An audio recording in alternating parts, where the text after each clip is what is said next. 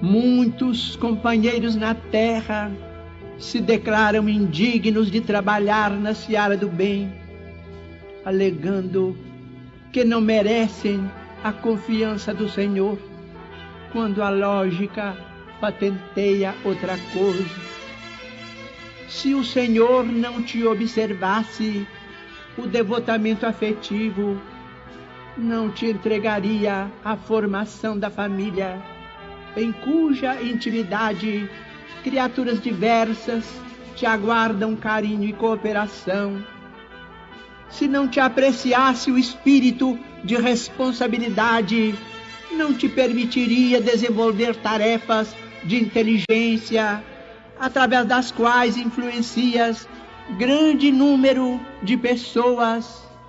Se não acreditasse em tua nobreza de sentimentos, não te induziria a sublimar princípios e atitudes na realização das boas obras, com as quais aprendes a estender-lhe no mundo o reino de amor. Se não te reconhecesse o senso de escolha, não te levaria a examinar teorias do bem e do mal, para que abraces livremente o próprio caminho. Se não te aceitasse o discernimento, não te facultaria a obtenção deste ou daquele título de competência, com o qual consegues aliviar, melhorar, instruir ou elevar a vida dos semelhantes. Se o Senhor não confiasse em ti, não te emprestaria o filho que educas, a afeição que abençoas, o solo que cultivas, a moeda que dás. Não cai uma folha de árvore sem que o Pai o queira, ensinou-nos Jesus. Toda possibilidade da criatura na edificação do bem é concessão do Criador. O crédito vem do Pai Supremo, a aplicação, com as responsabilidades consequentes, diz respeito a nós. Sempre que te refiras aos problemas da fé, não te fixes unicamente na fé que depositas em Deus. Recorda que Deus igualmente confia em ti.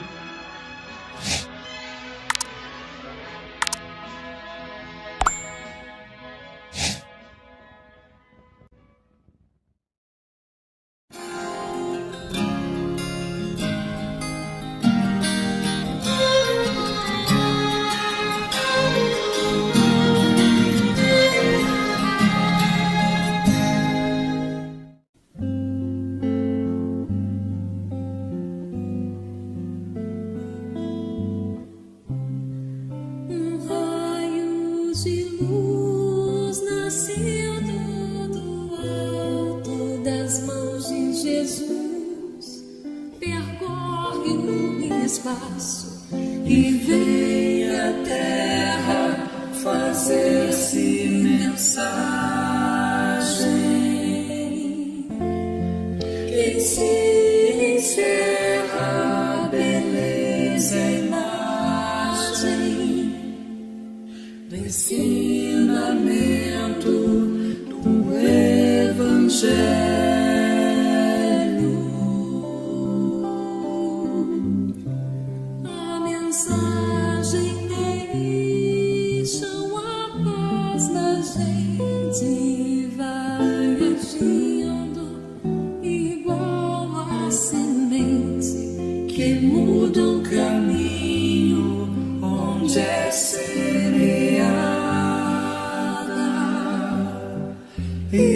Iluminando tudo, florindo a estrada, trazendo ao mundo mais amor e mais vida.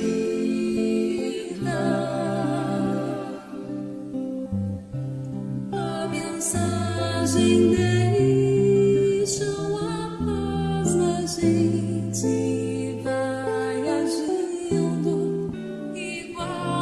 Semente que muda o caminho onde é semeada,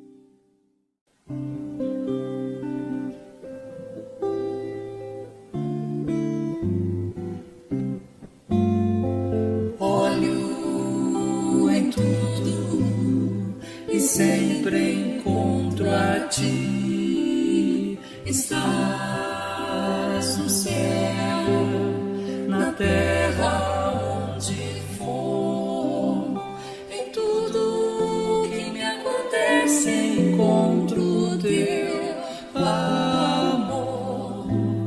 Já não se pode mais deixar de crer no teu amor.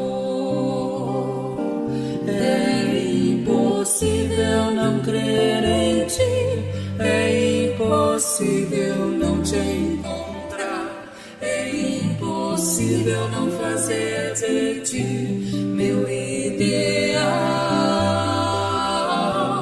É impossível não crer em ti, é impossível não te encontrar, é impossível não fazer de ti meu ideal. Olho em tudo e sempre encontro a ti.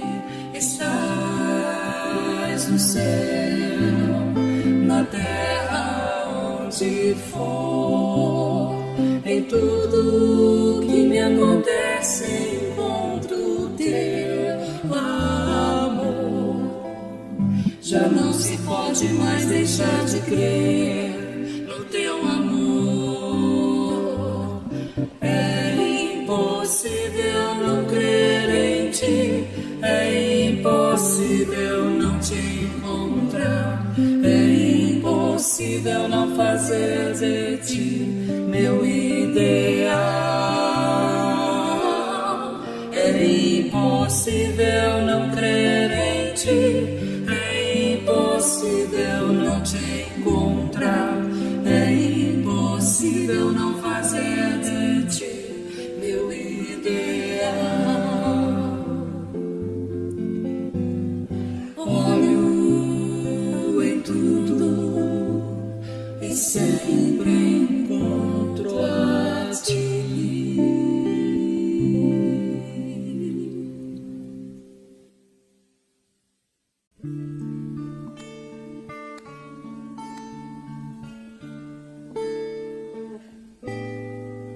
Jesus gosta de você, Jesus quer o seu amor. Seja você bonitinho, seja como você for, é o amor sem distinção.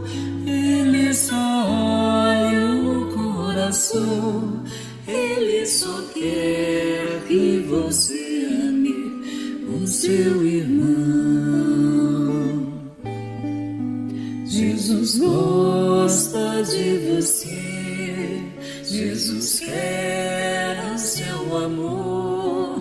Seja branco ou amarelo, seja como você for, é o amor sem distinção. Ele só olha o coração, ele só quer que você ame o seu irmão. Jesus gosta de você, Jesus quer o seu amor. Na fartura ou na pobreza, na alegria ou na dor, é o amor sem distinção. Ele só olha o coração, ele só quer que você ame o seu irmão. Jesus gosta de você.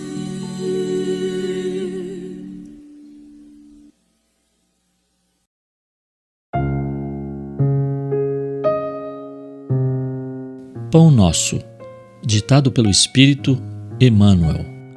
Psicografia de Francisco Cândido Xavier. Tenhamos paz. Tende paz entre vós. Paulo 1 Tessalonicenses 5:13. se não é possível respirar num clima de paz perfeita entre as criaturas, em face da ignorância e da belicosidade que predominam na estrada humana, é razoável procure o aprendiz a serenidade interior diante dos conflitos que buscam envolvê-lo a cada instante. Cada mente encarnada constitui extenso núcleo de governo espiritual, subordinado agora a justas limitações, servido por várias potências traduzidas nos sentidos e percepções. Quando todos os centros individuais de poder estiverem dominados em si mesmos, com ampla movimentação no rumo do legítimo bem, então a guerra será banida do planeta. Para isso, porém, é necessário que os irmãos em humanidade, mais velhos na experiência e no conhecimento, aprendam a ter paz consigo. Educar a visão, a audição, o gosto e os ímpetos representa a base primordial do pacifismo edificante. Geralmente, ouvimos, vemos e sentimos conforme nossas inclinações e não segundo a realidade essencial. Registramos certas informações longe da boa intenção em que foram inicialmente vazadas, e sim de acordo com as nossas perturbações internas.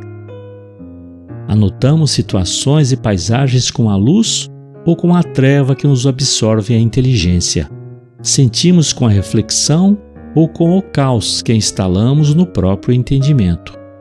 Eis porque, quanto nos seja possível, façamos serenidade em torno de nossos passos ante os conflitos da esfera em que nos achamos. Sem calma, é impossível observar e trabalhar para o bem. Sem paz dentro de nós, jamais alcançaremos os círculos da paz verdadeira. Emmanuel.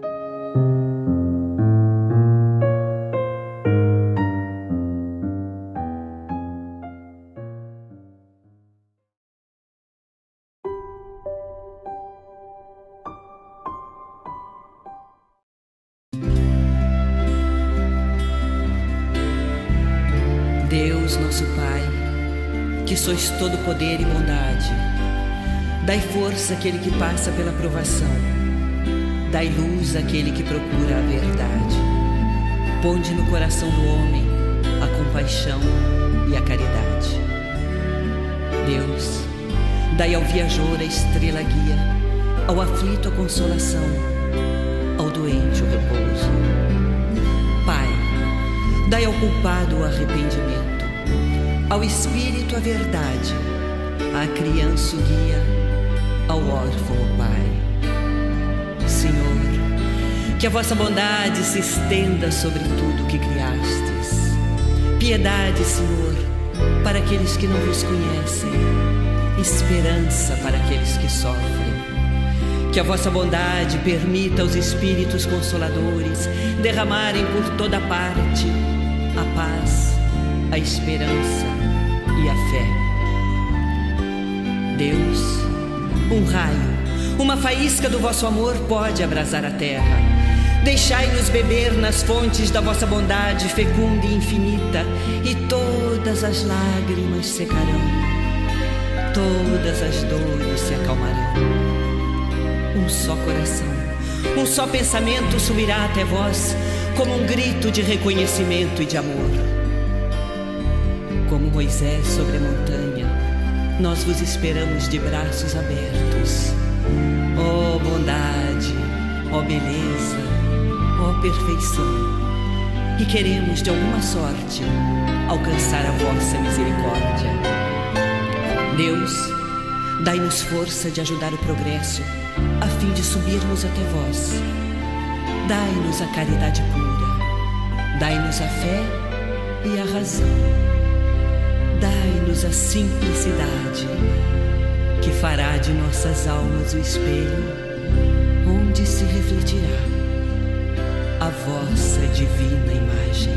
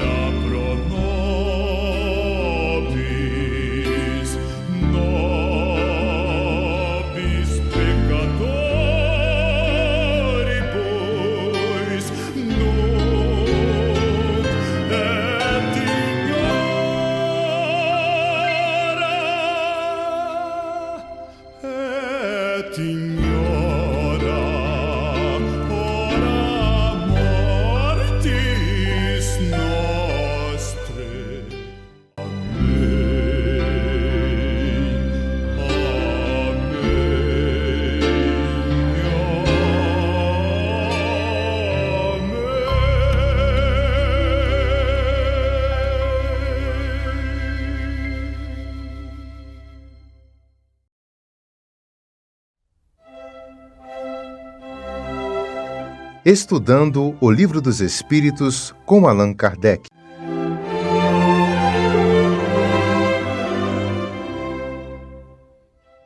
Boa noite aos nossos irmãos, boa noite às nossas irmãs, que a paz do Mestre seja conosco.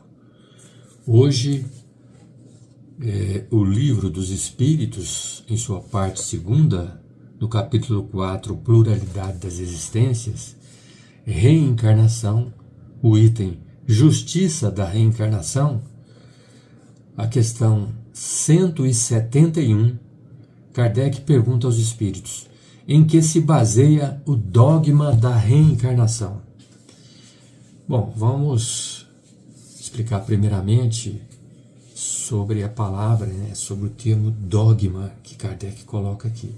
Então a gente sabe que essa palavra ela vem lá do grego e ela sofreu ao longo do tempo algumas modificações, né?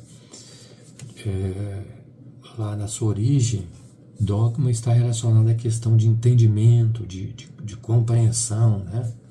Aqui, o dogma que Kardec coloca é sobre, ele coloca sobre um ponto em comum, né? Um entendimento, uma compreensão, mas uma convicção. E essa convicção, né, vale para o codificador Allan Kardec, né, e para os espíritos da codificação. Então, vamos de novo à pergunta: em que se baseia o dogma da reencarnação? E os espíritos respondem: na justiça de Deus e na revelação. E repetimos incessantemente: um bom pai deixa sempre para seus filhos uma porta aberta ao arrependimento. A razão não vos diz que seria injusto privar para sempre da felicidade eterna todos aqueles cujo aprimoramento não dependeu deles mesmos? Não são todos os homens filhos de Deus? Só homens egoístas podem pregar a injustiça, o ódio implacável e os castigos sem perdão. E aí Kardec, como é longa a explicação de Kardec aqui, eu vou ler só alguma parte, né? Kardec fala assim: todos os espíritos estão destinados à perfeição, e Deus lhes fornece os meios de alcançá-la pelas provações da vida corporal, mas na sua justiça lhes permite cumprir em novas existências o que não puderam fazer ou acabar numa primeira prova. Não estaria de acordo nem com a igualdade, a justiça, nem com a bondade de Deus condenar para sempre os que encontraram, no próprio meio em que viveram, obstáculos ao seu melhoramento, independentemente de sua vontade. Se a sorte do homem tivesse irrevogavelmente fixada após a morte, Deus não teria pesado as ações de todos numa mesma balança e não agiria com imparcialidade. A doutrina da reencarnação, que consiste em admitir para o homem diversas existências sucessivas, é a única que responde à ideia que fazemos da justiça de Deus em relação aos homens que se acham numa condição moral inferior. A única que pode nos explicar o futuro e firmar nossas esperanças, porque nos oferece o meio de resgatar nossos erros por novas provações. A razão nos demonstra essa doutrina e os espíritos a ensina. Então, a gente observa que a reencarnação é uma lei de Deus, certo? E faz parte da justiça divina. Imagina se nós cometêssemos os erros, né, diante de inúmeros obstáculos que nós temos aqui encarnados, né, no plano físico, né? Tivemos uma existência de erros, né, de muitos problemas e acabamos falhando nos nossos objetivos, na nossa missão, digamos assim, ou na nossa expiação, né? nós não teríamos uma outra oportunidade? Então, os Espíritos dizem o seguinte: na justiça de Deus e na revelação, e repetimos incessantemente, um bom pai deixa sempre para seus filhos uma porta aberta ao arrependimento. Então, a gente observa que nosso Pai Celestial é maravilhoso, né? Ele é extraordinário. Então, a reencarnação é questão de misericórdia e justiça divina. A reencarnação está em absoluta consonância com o amor de Deus para com seus filhos, para com todos nós. Então, um pai que ama os seus filhos, ele jamais vai abandoná-los, não é? Vai estar sempre ajudando no seu desenvolvimento, no seu aprimoramento, na busca pelo seu aperfeiçoamento. É assim que funciona na lei de Deus, né? E a reencarnação foi um meio sábio, né, que Deus encontrou para nos ajudar a promover a nossa evolução, né, a evolução de todos os seres humanos. Agora, na questão 132, Kardec pergunta aos espíritos: qual o objetivo da encarnação dos espíritos? Os espíritos respondem: a lei de Deus lhes impõe a encarnação com objetivos de fazê-los chegar à perfeição. Para uns é uma expiação, para outros é uma missão. Mas para chegar a essa perfeição, devem sofrer todas as tribulações da existência corporal. É a expiação. Então, Deus, ele impõe a todos nós a encarnação com esse objetivo da gente alcançar a perfeição. Então, sem encarnação, nós não poderíamos alcançar essa condição.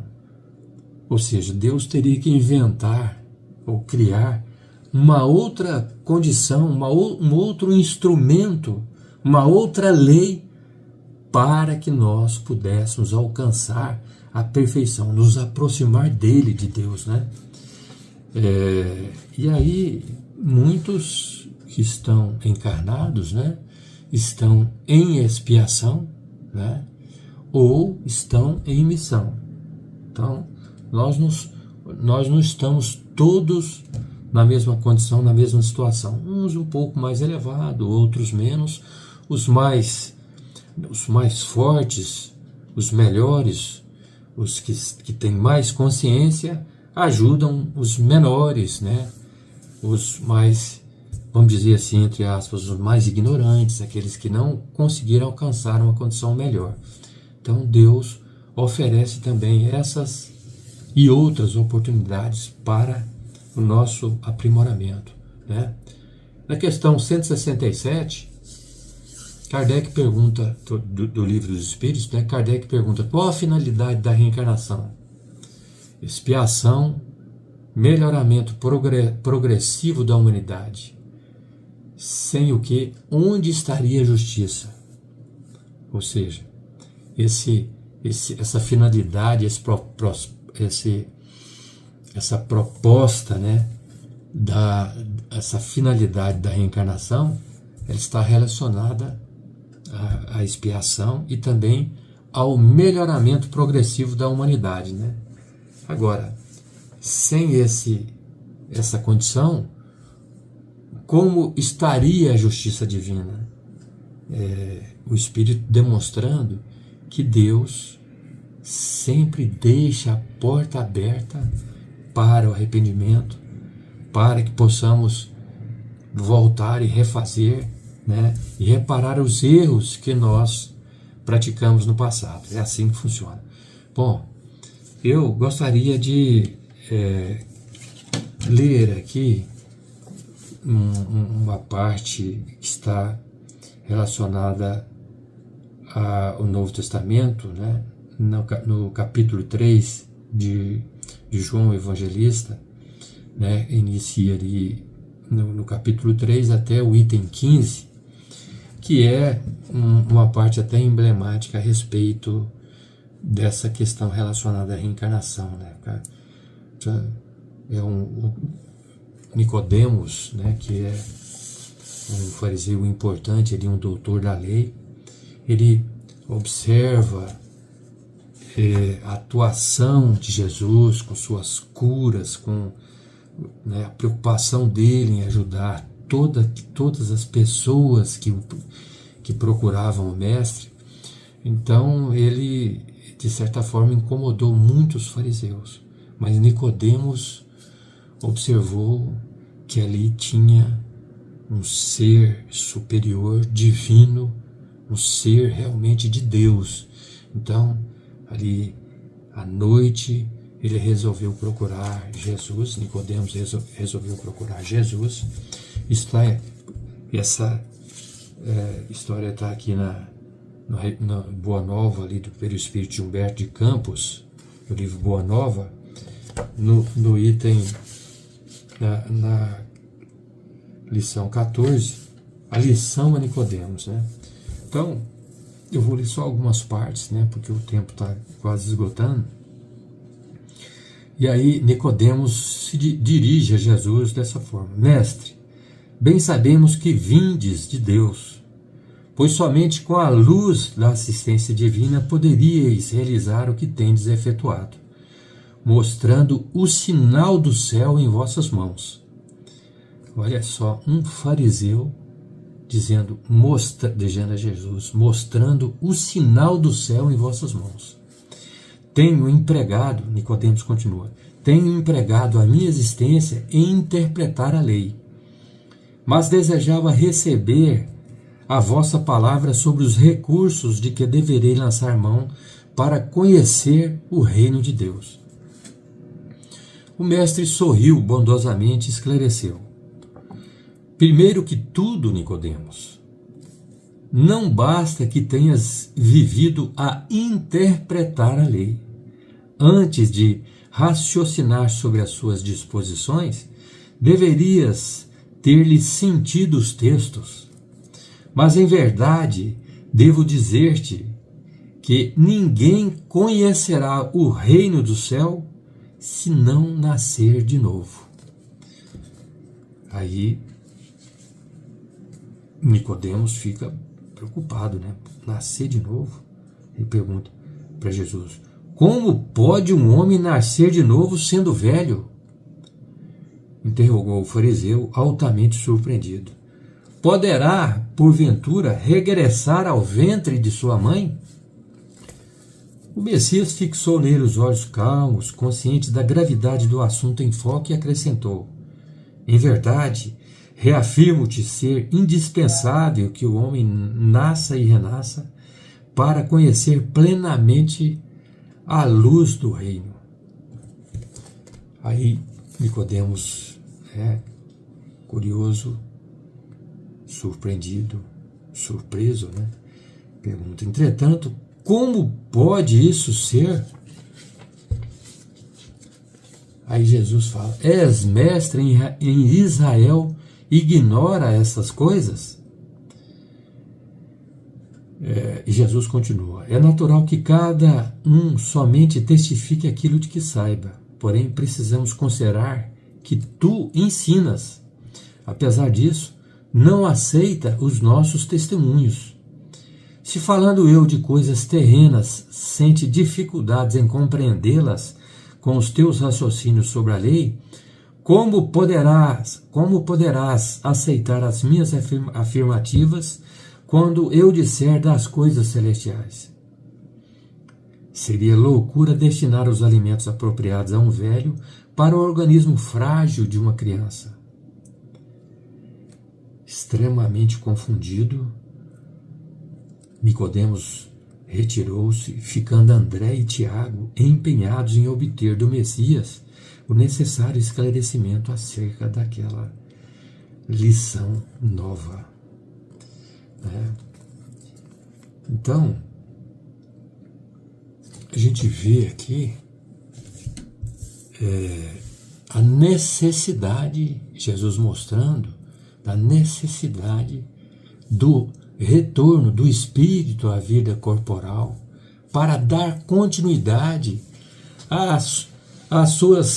o seu desenvolvimento moral e intelectual, a reparar os erros do passado, né?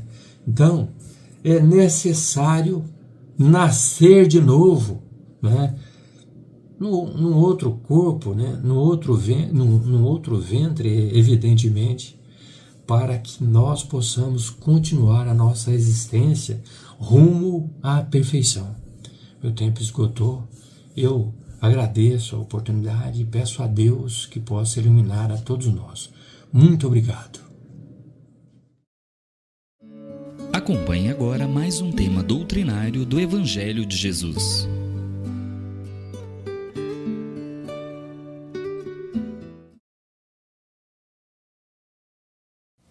Boa noite a todos. Que a paz de Jesus possa envolver a todos nós nessa noite. Vamos conversar nessa noite sobre o capítulo 2, a vida futura, que está lá no Evangelho segundo o Espiritismo, item 1 a 3. Jesus afirma: meu reino não é desse mundo, um reino de paz, de felicidade e de serenidade. Está na vida futura. E aí, a gente sempre se pega fazendo algumas perguntas. O que é a vida após a morte? Para onde iremos quando deixarmos a terra? O que seremos após a morte? Estaremos melhor ou estaremos pior? Veja que essas perguntas, elas nos trazem reflexões de se há continuidade da vida ou não após a morte. E Kardec, através dos espíritos e do espiritismo, nos traz algumas e possíveis respostas. E nós temos que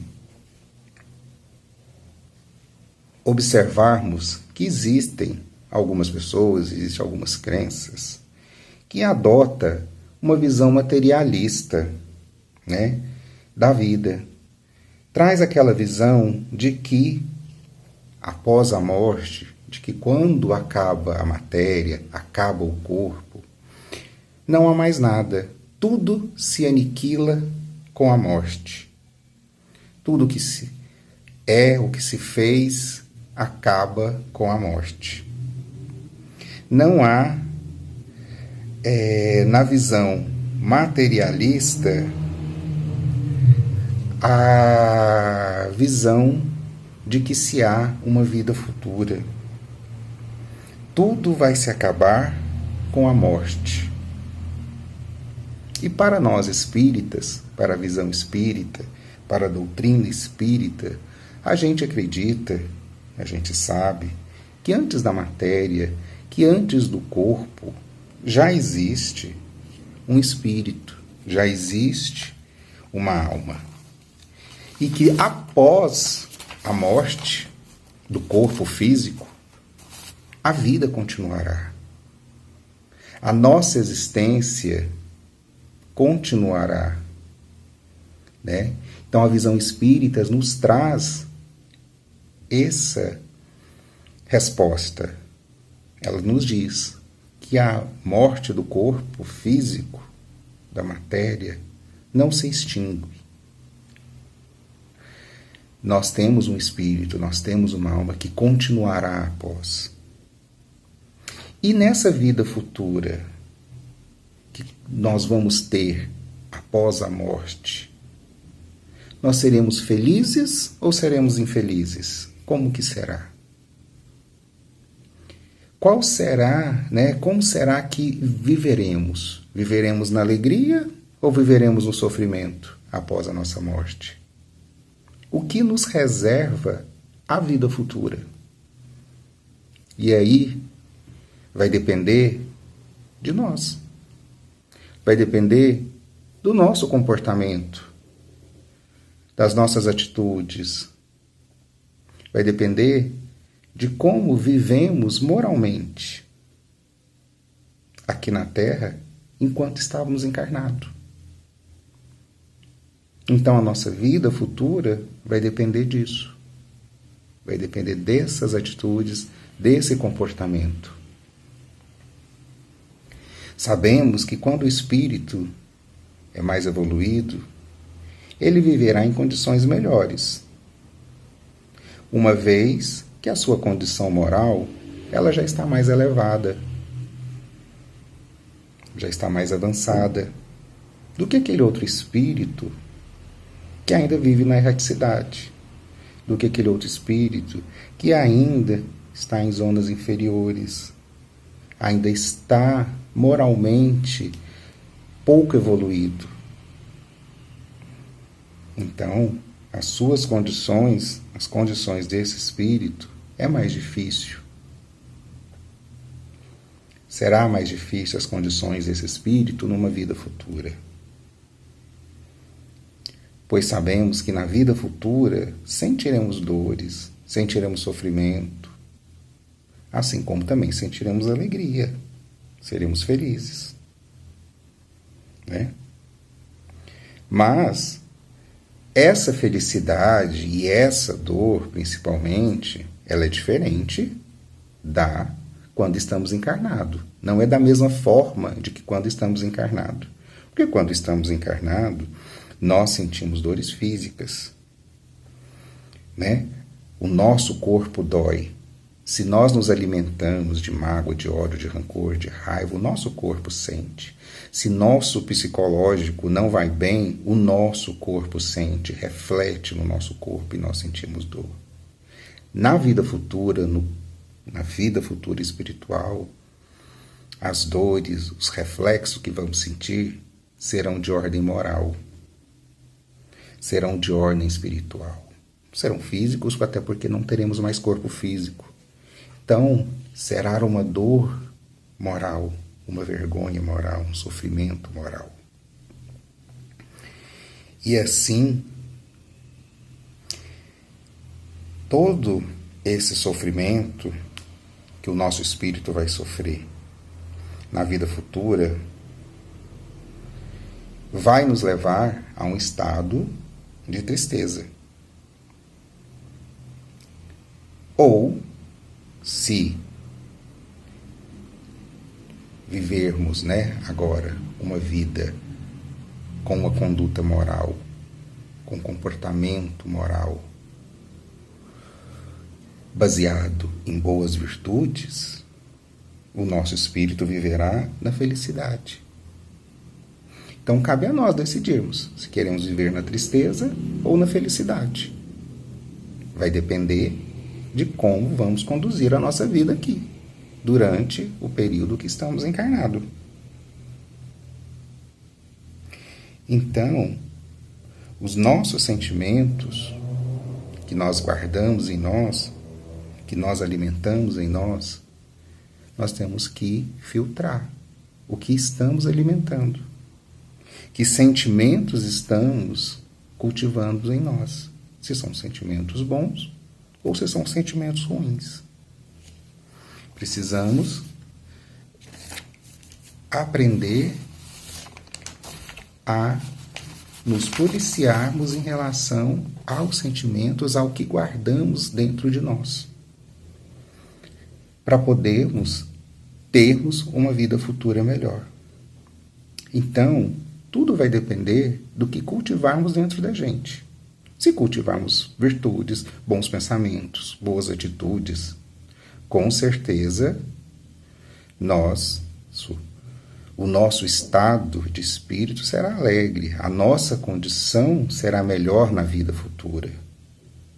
Agora, se nós trilharmos pelo caminho da raiva, do ódio, da inveja, do rancor, vamos viver um período de sofrimento, um período de desequilíbrio.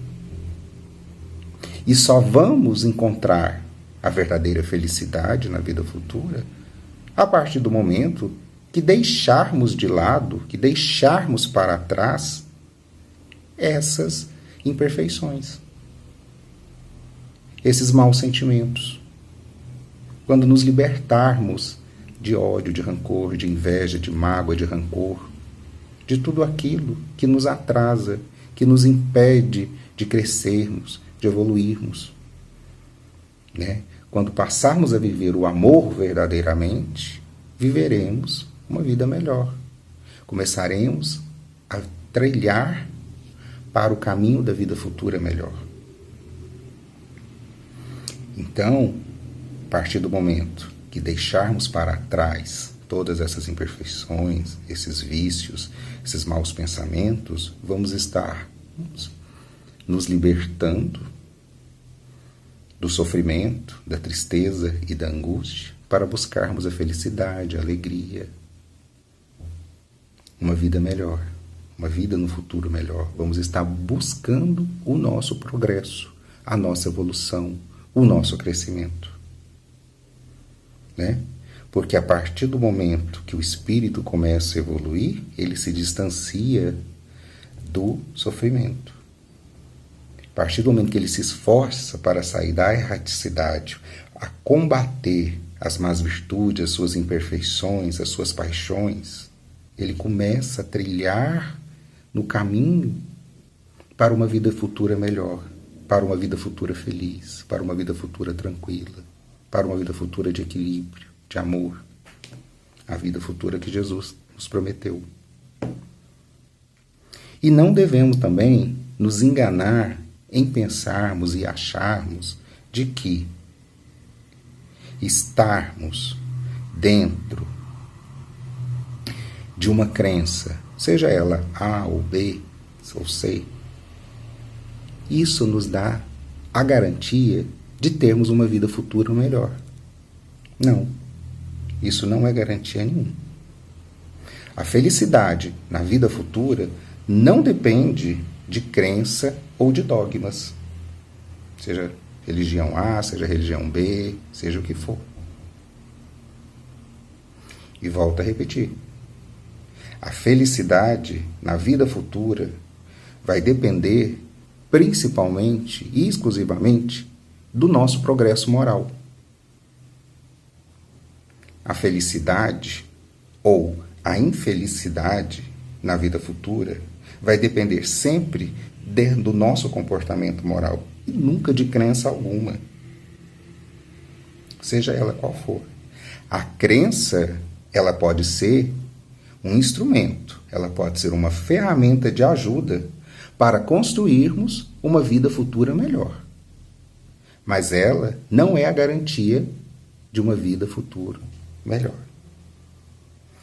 Todos nós sabemos que um dia vamos deixar esse plano, né? Que todos nós aqui, a única certeza que nós temos é de que um dia todos nós vamos morrer, vamos desencarnar. Seja mais cedo, uns vão mais cedo, outros vão mais tarde, mas todos nós vamos desencarnar e vamos deixar esse plano. E quando nós deixarmos esse plano, o que vamos levar? Qual é a bagagem que nós estamos construindo para levar? O que nós vamos colocar aqui na nossa mala espiritual e levarmos para lá, para a nossa vida futura? Nós já paramos para pensar o que nós estamos fazendo da nossa vida, das nossas atitudes, dos nossos comportamentos? A escolha é nossa. O livre-arbítrio está aí, né? Nós estamos plantando agora para colher. Então, cada um de nós vai escolher aquilo que quer levar. Cada um de nós aqui vai escolher aquilo que quer regar dentro de si. Cada um aqui está escolhendo o que quer viver na vida futura. Se quer uma vida futura de harmonia, de equilíbrio, tranquila, feliz, ou se vai querer uma vida futura no sofrimento, na tristeza, na amargura, no desespero, no desequilíbrio. Então cabe a nós aqui decidimos, a escolha é nossa. O caminho para ir para a vida futura, a doutrina espírita está nos mostrando, está nos apontando, está nos orientando. E cabe a nós decidirmos. O que podemos fazer então? Estudar e trabalhar. Cada um de nós aqui temos que ter isso em mente. Precisamos estudar, trabalhar, progredir, evoluir. Todos nós aqui precisamos. Pois essas são as ferramentas necessárias para que nós possamos nos tornar melhores, para que nós possamos progredirmos. A vida futura é onde realmente a felicidade pode existir. No entanto, a vida futura, ela é consequência das nossas escolhas e das nossas atitudes, aqui nessa vida agora, nessa vida presente. De que forma nós estamos vivendo? Nós estamos vivendo e praticando os ensinamentos de Jesus? O Evangelho de Jesus nos remete a várias reflexões de como tratamos o próximo, de que forma nos relacionamos com a nossa família, com os nossos amigos, com os nossos colegas de trabalho. Enfim,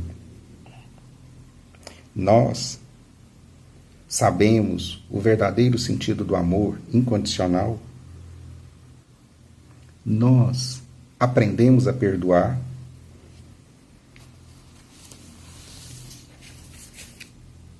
Nós oferecemos a nossa outra face. E ainda, nós damos a oportunidade ao outro, àquele que busca uma solução, um perdão para os seus problemas. Nós conseguimos ouvir e entender o próximo.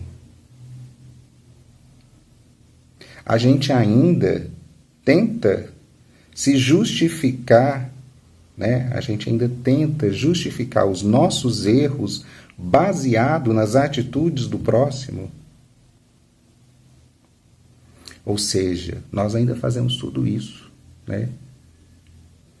Nós ainda precisamos mudar muito. Nós precisamos melhorarmos muito. Muita coisa em nós precisa ser revista, precisa ser melhorada. E principalmente, nós precisamos refletirmos. Nós precisamos entrar no nosso interior, no nosso íntimo, mais profundo, e observarmos as nossas atitudes, o nosso comportamento. Porque nós observamos a do próximo, nós julgamos sempre o próximo. Nós sempre sabemos avaliar o outro. E nós sabemos. Será que quando a gente for para a vida futura, a nossa vida futura será uma vida de harmonia ou uma vida de desequilíbrio, de desarmonia? A nossa vida futura, a nossa. A resposta nós sabemos, nós temos. Porque basta nós olharmos para dentro de nós para a gente saber como será a nossa vida futura. Como nós agimos, como nós lidamos. O reino de Jesus, que não é desse mundo, é um reino, é um lugar feliz. É o reino prometido por Jesus para todos nós. Jesus prometeu para todos nós um reino feliz.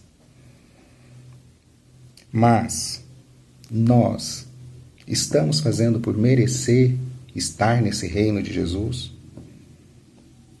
Nós estamos fazendo a nossa parte, estamos trabalhando para termos uma vida futura feliz? que nós estamos fazendo para merecer esse reino? Jesus nos espera para sermos felizes. E nós? Queremos ser felizes? Aí está a grande mensagem do capítulo. Está a grande mensagem do Evangelho. Jesus está nos esperando para sermos felizes. Jesus nos espera para que possamos viver um mundo de harmonia e de felicidade e de paz. Mas e nós estamos agindo para encontrar Jesus? Nós estamos agindo de acordo com os ensinamentos de Jesus? Nós estamos buscando as suas leis, estamos vivenciando as suas leis de amor, de caridade, de respeito, de solidariedade, de amor ao próximo. Como nós estamos vivendo? Se nós não estamos ainda nesse caminho, ainda há tempo de mudarmos a rota, deixarmos para trás o caminho do sofrimento, da tristeza, da infelicidade e alcançarmos uma vida futura melhor. Mas para isso, nós temos que começar com a nossa reforma íntima, dentro de nós.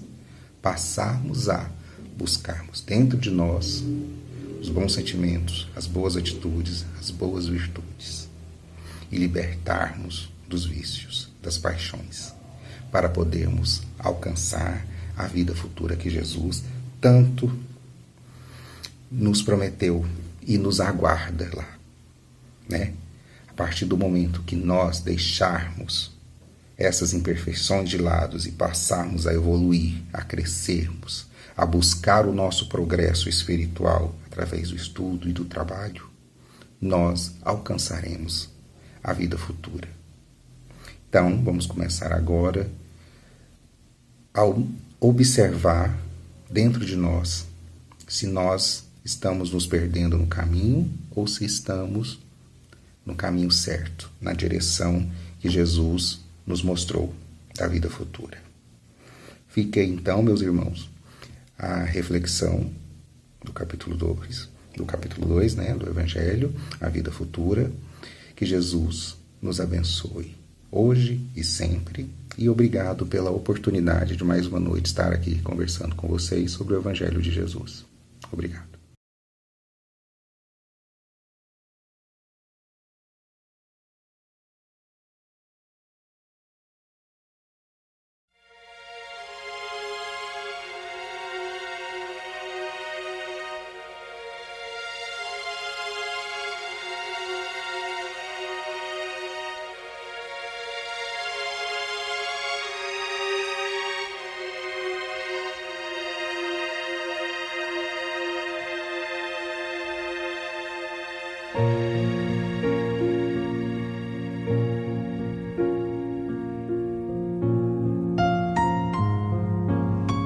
Queridos irmãos em Cristo, nesse momento de suave meditação, pedimos a presença de espíritos amigos para esse passe.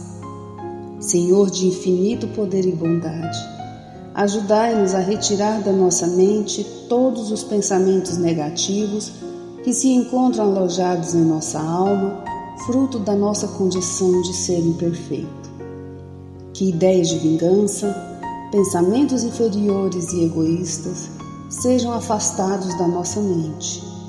Que os desequilíbrios emocionais, a ansiedade, impaciência e estresse sejam corrigidos, visando uma nova harmonia do nosso ser.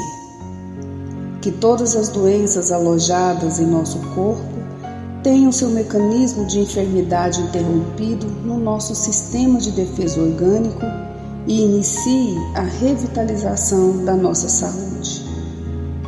E assim, meu Pai Celestial, com suas bênçãos e as energias luminosas e curativas de seus missionários, possamos receber as melhores vibrações energéticas através deste passe e que essas vibrações venham em forma de ideias edificantes, de otimismo, alegria, e nos fortaleça para o perdão, a paciência e a serenidade necessárias à resolução de nossos problemas e provações.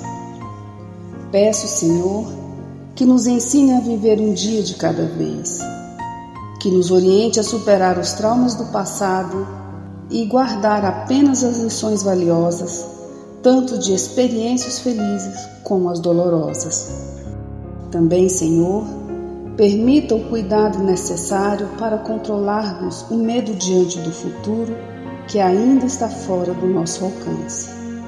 Que possamos aproveitar a beleza e o sabor dessa existência em cada momento sagrado que o Senhor nos permite viver, com sabedoria, discernimento e entusiasmo pela vida.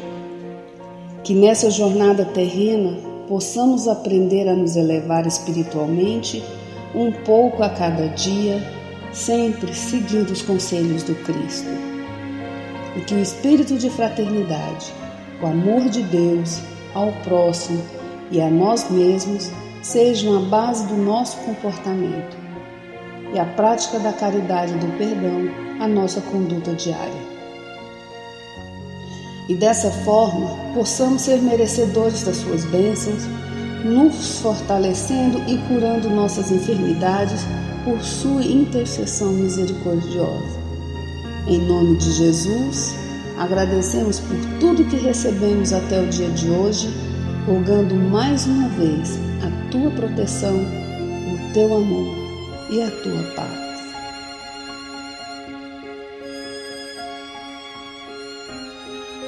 E continuando nessa vibração de amor, nós agradecemos aos bons espíritos que se dignaram de comunicar-se conosco e lhes rogamos que nos ajude a pôr em prática as instruções que nos deram e façam que ao sair daqui, cada um de nós se sinta fortalecido para a prática do bem e do amor ao próximo. Também desejamos que as suas instruções aproveitem aos espíritos sofredores, ignorantes ou viciosos, que tenham participado da nossa reunião e para os quais imploramos a misericórdia de Deus. Que assim seja.